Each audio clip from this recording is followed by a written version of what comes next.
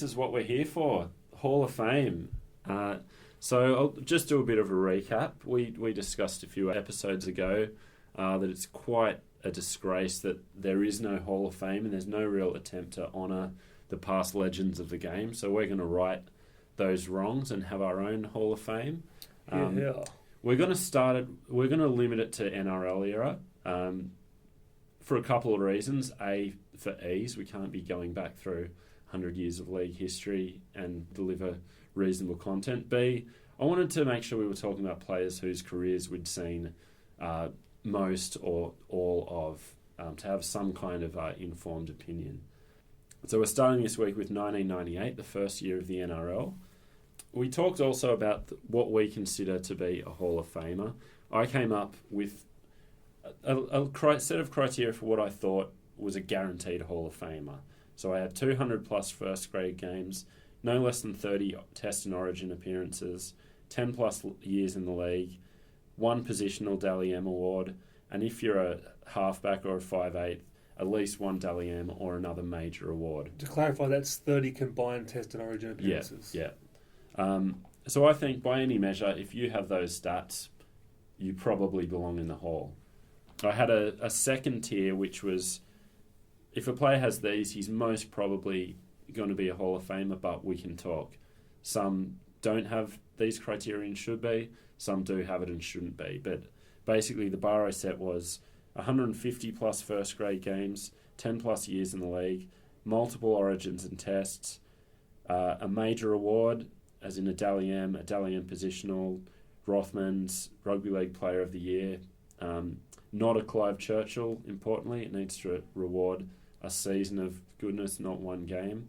And then I had a couple of desirable criteria, which were winning a premiership and no more than 2 clubs. How do you feel about that last one? I think it's irrelevant. I get what you mean. It helps to be a one-club player, that type of thing. Yeah. So that's why I put it as desirable. I think you need a home. Like, you need a club that people will identify you with. Well, you can bring this up later in the discussion, because there's a player there that hasn't got that. Yeah, exactly. So you'll see what we mean. So we're looking at the 1998 retirees. I filtered it down to a list of 6 that we can discuss their worth. For me, there's a couple of standouts and one player I was kidding myself including, but I'll get to why I included him. But so the 6 I've got are Paul Sironen, Ian Roberts, Greg Florimo, Dale Shearer, Les Davidson and Scott Gourley. First of all, I was so surprised to learn that Davidson retired in 98. I thought it was like 94 or something. Yeah. Now, I do remember now I think about it, but I was very surprised that you played that well. Excellent career. So we'll start with Ciro. No argument in my book. Not an vindictive bloke. Ask anybody. Yeah, so I see him as a slam dunk Hall of Famer. Well, let's look at his stats first. Yeah, so we'll go through the criteria. So 247 first grade games, 14 origins, 23 tests, 14 years in the league, won second row of the year in 1990, made the Tigers team of the century, famously 0 premierships, and a one-club man. The premierships, they get a little bit of a pass on that because of the nature of the 2 grand finals. They were very unlucky in both. One was the greatest grand final of all time. Yeah. A miracle escape. The other one, Ellery Hanley, got bashed out of the game. So those 2 minor passes for that. And it was just an iconic team as well.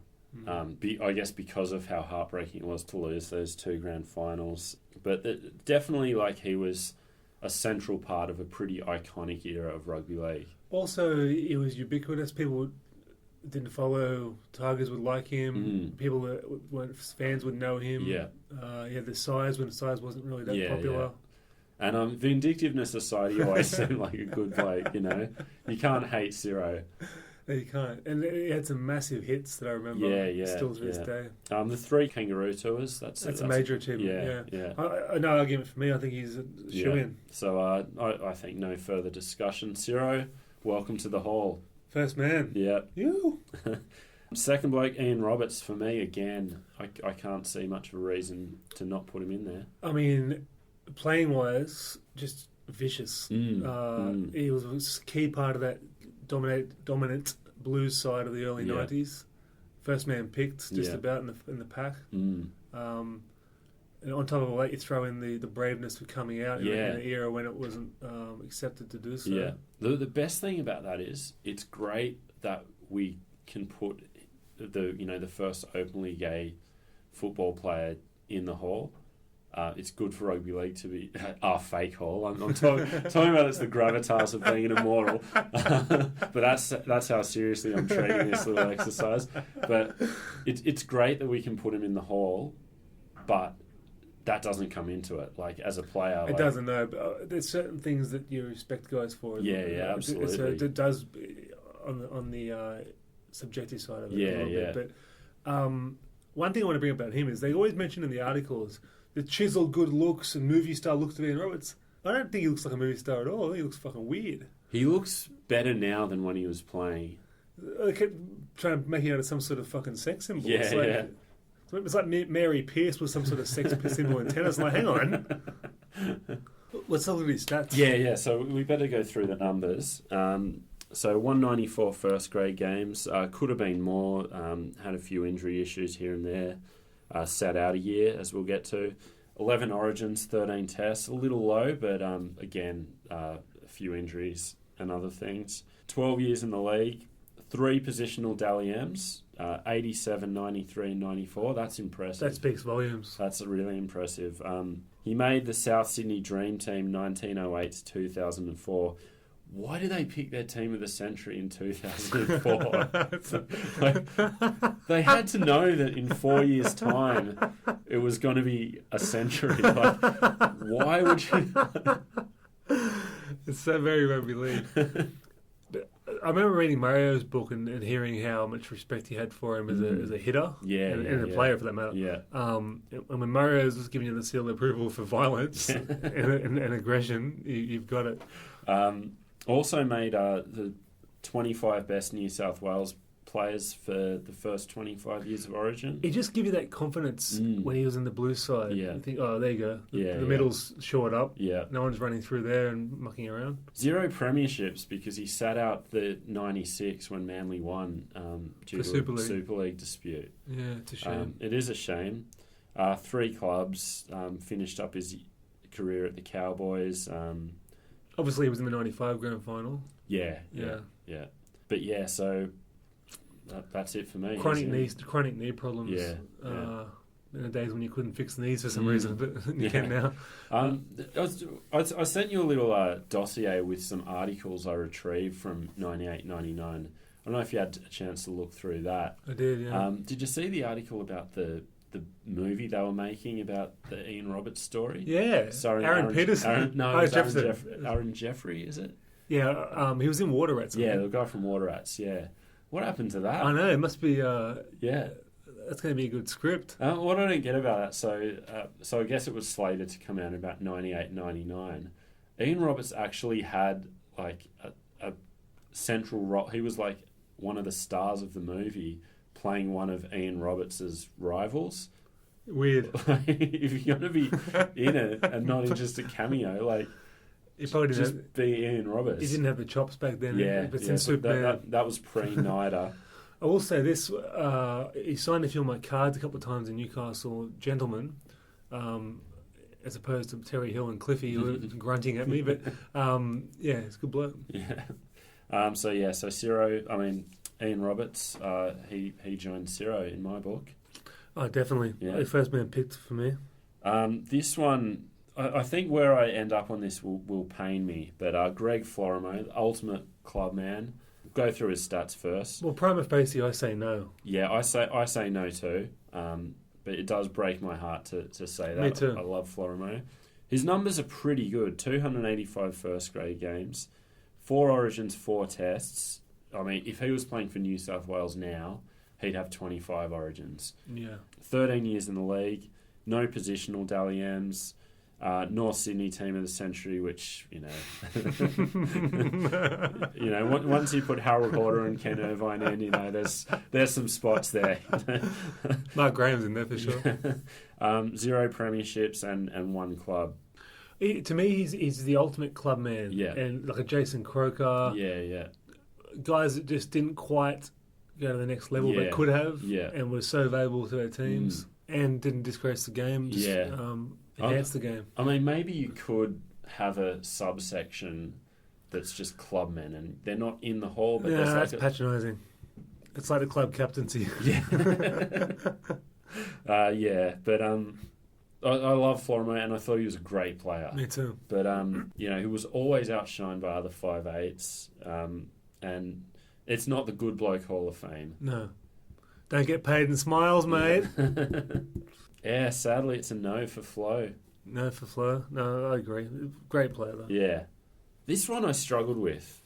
Dale Shearer. So we'll go through the stats. 174 first grade games, 26 origins, 21 test matches, 14 years in the league, no positional Dally M's. He made the Indigenous team of the century on the wing. One premiership with Manly in 87, 6 clubs. Yeah, they travelled a little bit, and then Gold Coast took the steam out of his sails. Yeah. His best years were sort of wasted there. But his Manly era, but it's not just that. It's the origin and test performances. Called out of reserve grade on occasions. And man of the matches and origins. Yeah. Not unlike GI for the immortal spot. I think he's going to rely on his the memory of his class on the field. Yeah. Reg Gasnier too. That didn't play many games. He was that good though. Yeah. And the fact that he used to ring out the selectors every year and say I'm available for selection, I just think that's the greatest thing in the world. Well, in 98, his last year of footy after a forgettable period at East, he went to the Cowboys in 98, and in April they were talking about him as a potential Origin 5'8". Amazing. You know? I remember one time, the first time I saw anyone do this, someone kicked a long kickoff, and he put his foot over the back of the dead ball line and caught it, and got the penalty for it. And I've never seen that before in my life. He was just always on the ball with preparation and stuff like that. I love that about Shearer. You wouldn't think about it. A guy named Rowdy, for Christ's sake. Yeah. Utility as well. Yeah, well, this is the funny thing. So if you look, 26 origins, he played 10 on the wing, 4 at centre, 5 at fullback, 2 at 5'8", and 5 on the bench. Would he have played as many origins if he had a specialist position? Probably not. Like, is he just a better version of Craig Wing? Yes, he is a better version of Craig Wing. So my other question mark was, does being solid at 4 positions add up to being outstanding at 1? Yeah, I think it does, because you're playing at the highest level in 4. So, I mean, this is Origin, Test as well. The only thing that lets him down is some of his clubs he was at. Yeah. But he's got a comp. Yeah. He's a key part of that. Yeah. The other thing, I haven't done the research, but he must be the only player to play at 4 Queensland teams. So played in the Broncos from 89 or 90, played at Gold Coast, went to the Crushers, then finished up at the Cowboys. Yeah, amazing. You know? No one has those 4. Nah, no one. The Crushers is the the Gold Coast. Yeah. There's a couple that have 3. Scott Prince has 3. Kevin Campion has 3. Might be a couple of others, but definitely no one else with 4. Was he in the Gold Coast when Wally was captain coach? Yeah. The can't win a Melbourne Cup on a draft horse era? Yeah. Great motivation, Wally. I think he was cut by the Broncos at the end of 91, maybe. So that would have been in the that was the ruthless aggression era for the Broncos. Yeah, and I mean, didn't it pay off? Yeah. You know? One thing before we make our decision, when I was looking at the stats, 20 plus origins for Queensland doesn't mean as much as 20 plus origins for New South Wales. Yeah, I agree. If you look at it, there's 28 players for Queensland that have 20 plus origins, 11 for New South Wales. Pretty much all of those 11 for New South Wales are guaranteed Hall of Famers. You got Fittler, Eddinghausen, Gow, Daly, Johns, Wishart, Brasher, Badderas, Harrigan, Jared Hayne and Steve Menzies. They're the only ones. We're going to cop some tweets from Queensland over that, but I believe in what you're saying there. Well, look at I've just picked out a few 20-plus origins for Queensland. So Nate Miles is at 31. He's a very good player, but I don't think his 31 Origin's good. Yeah. Friday's up there too. Yeah, Matt Singh, 24. Martin Bella, 21. Brent Tate, 23. You know, there's a few in there that you wouldn't say are sure things for the Hall of Fame. This is the thing. The Hall of Fame's got to be the Hall of Fame. It can't be any old Joe Blow off the street. Yeah, exactly. And that's why the criteria I've set up. That's just a guide, you know. I'm leaning towards putting him in, but it's you make some good points. But you have to. You have to. The comp means a lot. Yeah, I'll tell you what, because I'm really on the fence with Rowdy.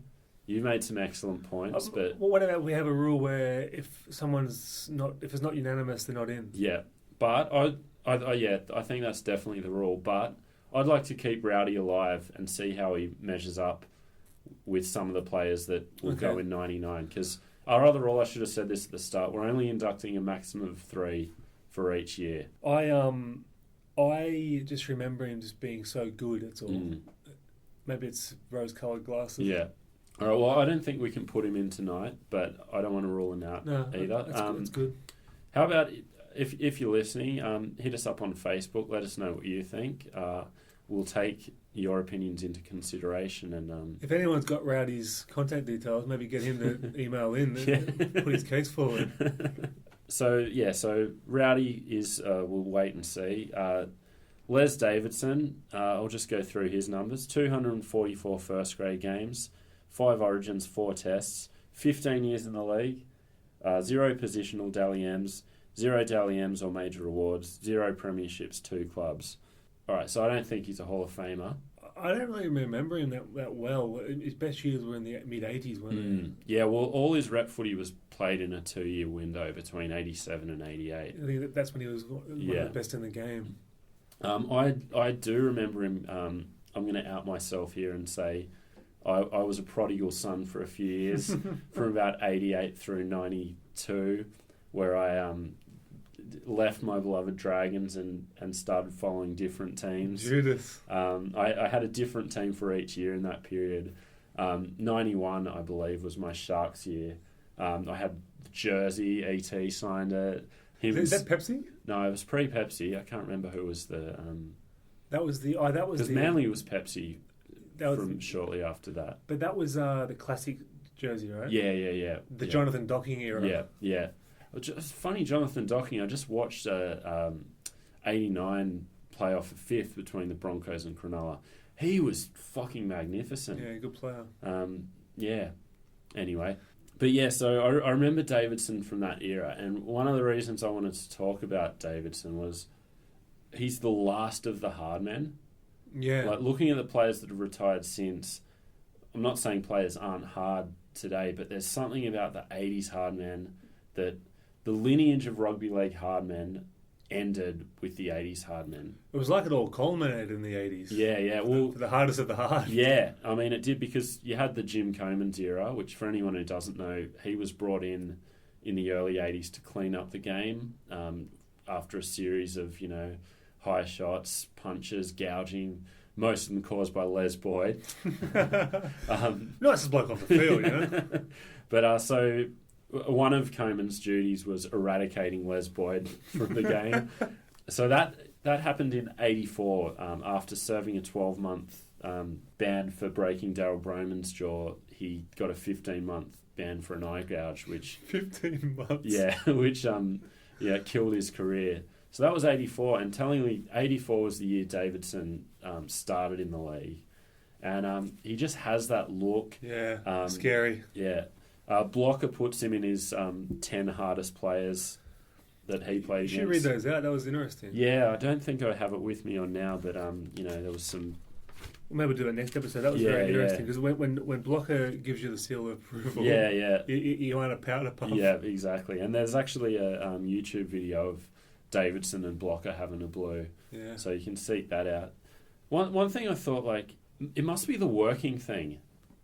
Like, players in the 80s back, they were mixing it with, everyday people, in a warehouse or at the wharves or driving a truck. I think definitely. I think when you're sitting at home playing Xbox, you're not, dealing with people trying to start on you because you're a player, and there's that sort of thing. And then also you're out protected by bouncers and stuff these days. And in the old days, you'd be finding someone at the pub every night. Yeah, exactly.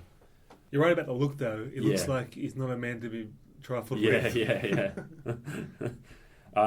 So I can't put him in the hole, but I just wanted to acknowledge, and he was a kangaroo tourist in '86. So he can't go in the hole, but we're a fan of your work, Les, if you're listening. And the last player, Scott Gourley. All right, he's not a Hall of Famer. I'll read you his numbers: 173 games, 1 Origin, 1 Test, 9 years in the league, 0 positional Dally M's, 0 Dally M's or major awards, no premierships, 2 clubs.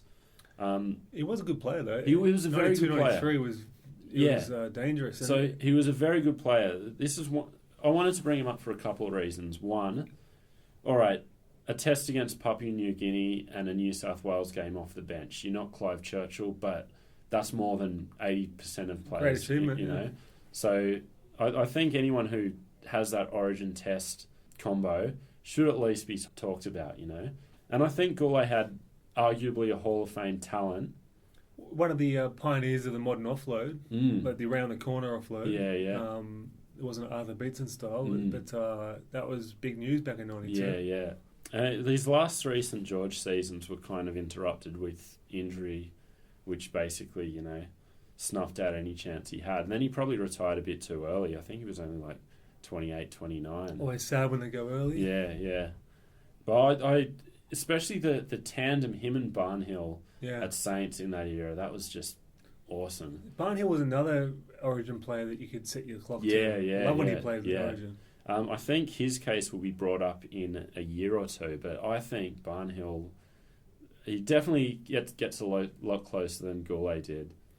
He's never really talked about. No. It's like a forgotten man. He was a key part of some great squads. And it's funny you say that, because he's exactly what I think about Gourley. It's funny how some players, they retire and then they're just never heard of again. I think if you don't hang around the game and if you don't do a Shearer and let people know you're not lost to the game, you become lost to the game. And he does have the rah-rah background, so I don't know if he did a Michael O'Connor and just went back as soon as he retired. He probably did. Yeah. Probably went back and then networked for a good job. But so that brings us to the end of the Hall of Fame. So we got 2 in. We got 2 in, and one, that we'll see. So we'll probably do this about 1 a month, I reckon. So have a look at home, see who's coming up in '99, and let us know who you think should be in. I think Rowdy, I'd like to see him get in. We'll see how we go with it with the next year. Yeah.